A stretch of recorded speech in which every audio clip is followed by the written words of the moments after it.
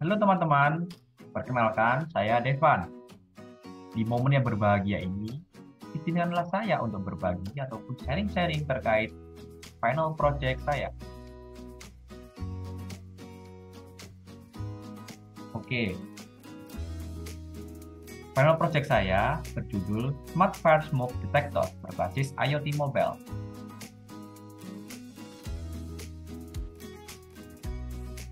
Di latar belakang proyek ini, yaitu peningkatan penduduk di suatu negara ini adalah modal suatu pembangunan negara. Jadi jumlah penduduk yang besar ini dapat mengaruhi perkembangan permukiman. Jadi sangat baik ya di situ. Namun di sisi lain, permukiman yang tidak diimbangi dengan pengaturan yang baik juga dapat memicu terjadinya bencana. Nah, misalnya kebakaran. Bencana kebakaran yang terjadi dapat mengakibatkan kerugian material dan imaterial. Adapun tindakan pencegahan dapat dilakukan oleh masyarakat. Misalnya, dapat Anda lakukan dengan memasang detektor di area tertentu misalnya ya. Namun, terkadang dari hal tersebut memiliki suatu kendala, yaitu mungkin hanya batas buzzer saja dan tidak ada fitur monitoring, sehingga hal itu dirasa kurang berfungsi dengan baik ya ketika seseorang tidak ada di rumah. Oleh karena itu, saya di penelitian ini merancang dan membangun sebuah sistem yang sederhana, yaitu Smart Fire Smoke Detector berbasis IoT Mobile, agar dapat menjawab permasalahan tersebut. Melalui penelitian ini, penulis berharap semoga apa yang dibuat dapat bermanfaat bagi banyak pihak. Oke, selanjutnya yaitu landasan teori. Di sini dapat Anda lihat tools-tools yang dipakai oleh saya. Yang pertama, Arduino IDE. Arduino IDE ini adalah software open source yang dapat digunakan untuk membuka, membuat, mengubah, bahkan mengupload suatu file sket pemrograman ke board development yang diinginkan. Jadi, untuk memprogram mesin, Anda dapat menggunakan Arduino IDE. Jadi, sebagai firmware. Oke, lanjut ke Firebase. Firebase ini merupakan sebuah platform yang ditawarkan oleh Google untuk mempermudah para pengembang aplikasi untuk menyimpan data, jadi sebagai database. Jadi Firebase ini untuk database, biasanya itu dimanfaatkan secara real time-nya. Lalu ada MeetApp Inventor. Nah, MeetApp Inventor ini merupakan software open source yang dapat digunakan untuk memudahkan proses pembuatan aplikasi Android. Jika Anda tidak memahami seluk-beluknya pemrograman Android, MeetApp Inventor ini dapat membantu Anda. Jadi Anda dapat memakai yang namanya itu blok ya, blok seperti puzzle gitu. Jadi semakin mempermudah pengembangan. Dan yang terakhir ini ada Antares. Nah, Antares ini merupakan salah satu platform IoT yang ditawarkan oleh PT Telkom Indonesia untuk membantu IoT engineer dalam mengembangkan proyek IoT. Nah, Antares ini cukup bagus karena terbukti melalui penelitian ini ya saya gunakan bagus sekali, cukup support. Oke, lanjut tujuan dan manfaat. Yang pertama ya, tujuannya yaitu merancang dan membangun smart device IoT berbasis mobile yang difasilitasi alarm. Yang kedua, membangun suatu perangkat cerdas yang dapat memonitoring api dan gas. Yang ketiga, membuat suatu perangkat yang dapat mempermudah pengguna dalam hal pengaksesan sistem, baik kapanpun dan dimanapun berada. Lalu, apa sih manfaatnya? Nah, yang pertama, bagi penulis, penelitian ini dapat dijadikan sebagai media untuk meningkatkan kemampuan dalam menangani proyek IoT sederhana. Bagi pembaca, dapat mengetahui tentang bagaimana cara membuat teknologi IoT yang aplikatif dan low budget. Lalu manfaat yang terakhir itu apa? Yaitu Bagi masyarakat luas, penelitian ini dapat dijadikan referensi dalam pembuatan suatu produk. Nah, banyak sekali kan tujuan dan manfaatnya. Meskipun ini proyek sederhana, tapi harapannya ya mencapai hal-hal yang sudah saya katakan tersebut. Oke, lanjut metodologi. Pada penelitian ini, penulis menggunakan RAD atau Rapid Application Development sebagai metode pengembangan untuk rancang bangun device IoT. Adapun tahapan-tahapan yang ada pada metode RAD, selengkapnya dapat Anda ketahui pada gambar berikut. Di sini ada 3 tahapan. Yang pertama, requirement, lalu yang kedua, design, dan yang terakhir ini implementation. Jadi di tahap requirement ini, Anda dapat melakukan analisis kebutuhan, misalnya kebutuhan perangkat keras atau kebutuhan perangkat lunak dalam proyek ini. Nah, seperti itu. Lalu designing, di proses designing ini Anda dapat melakukan suatu perancangan dari requirement yang telah Anda buat sebelumnya. Lalu langkah yang berikutnya yaitu implementation. Di langkah implementation ini Anda dapat mengimplementasikan dari requirement, dari designing yang telah Anda buat sebelumnya dan ditampilkan menjadi sebuah produk, baik itu berupa software maupun hardware.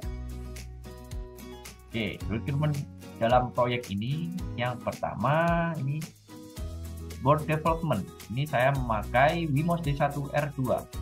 Lalu sensor API KY026. Lalu ada buzzer, lalu kabel jumper, lalu sensor gas atau MP2, lalu breadboard, lalu LCD I2C.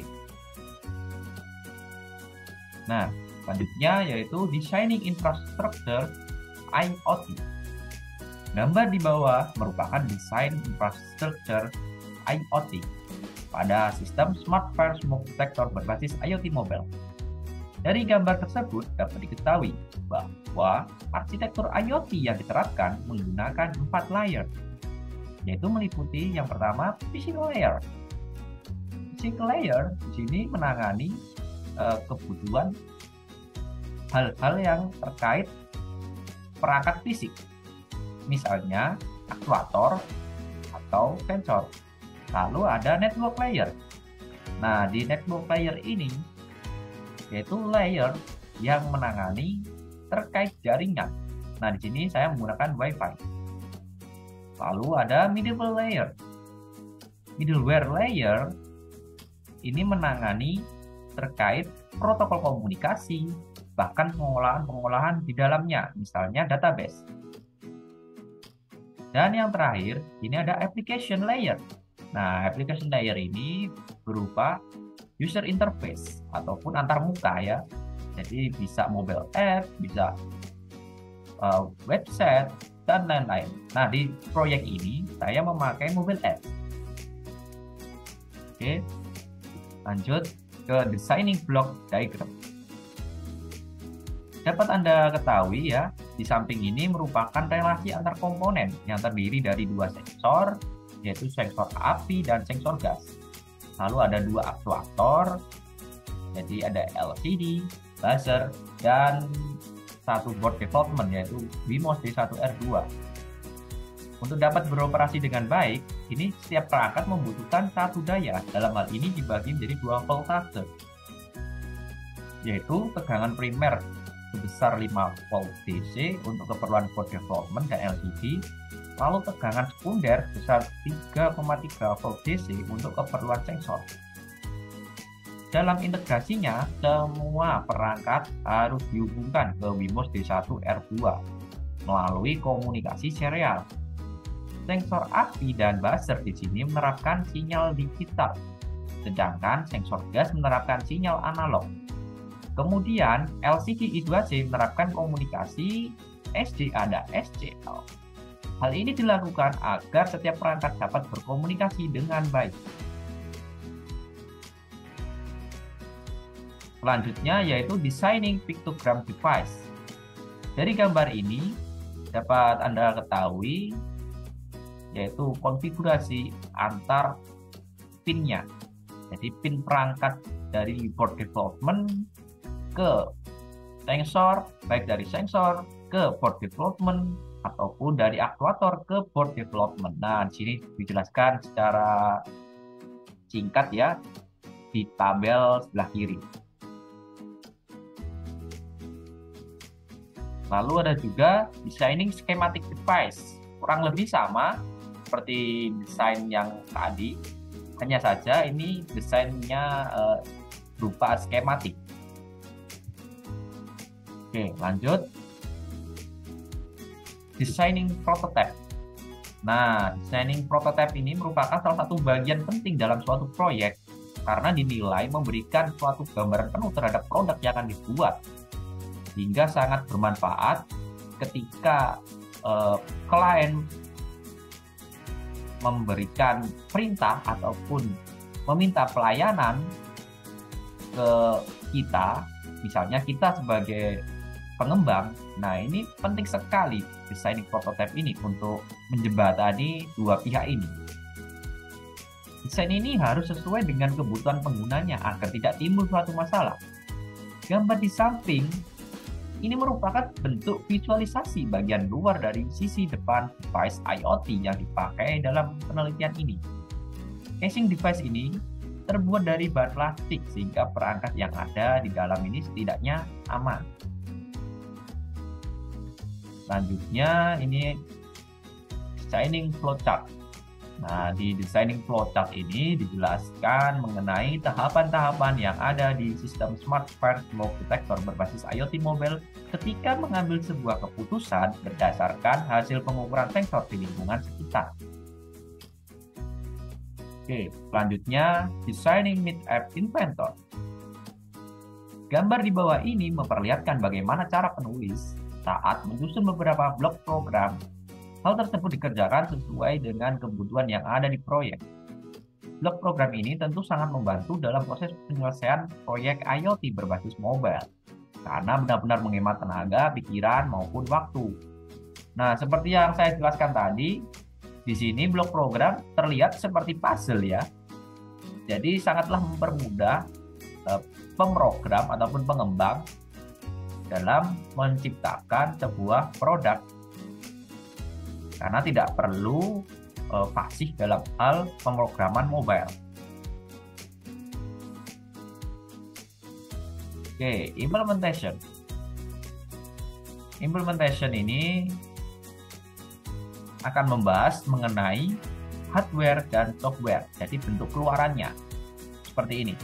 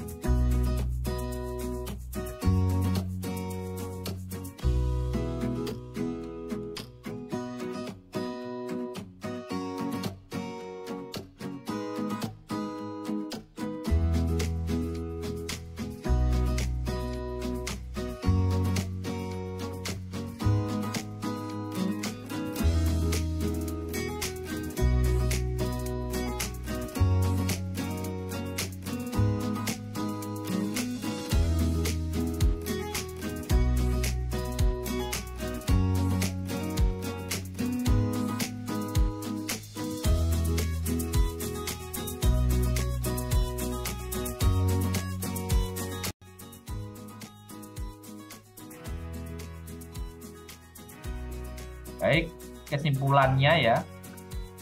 Ini kesimpulannya ini mungkin ya mencatat beberapa hal penting ya. Jadi secara singkat seperti ini.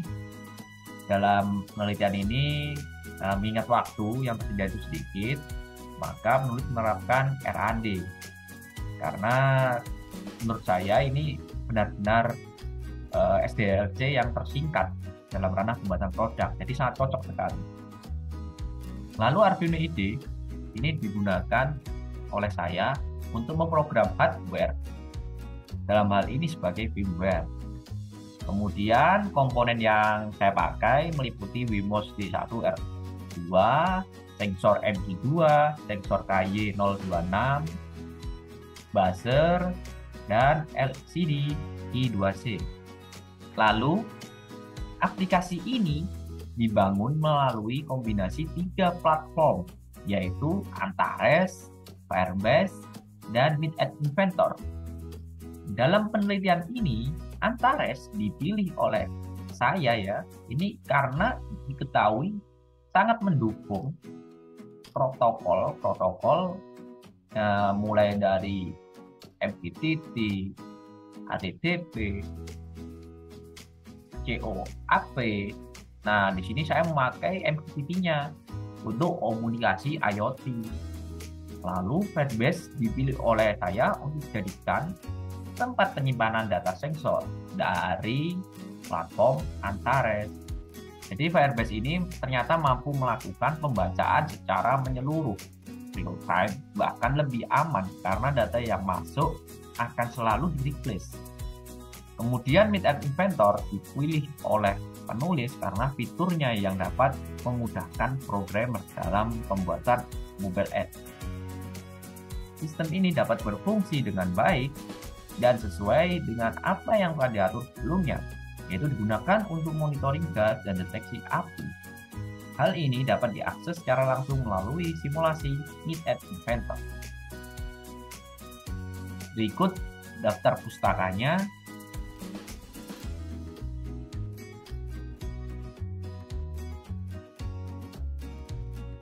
Mungkin sekian ya yang dapat saya sampaikan terkait Smart Fire Smoke Detector berbasis IoT mobile. Semoga proyek yang saya kerjakan ini dapat bermanfaat bagi teman-teman. Jika ada salah kata, mohon untuk dimaafkan. Terima kasih.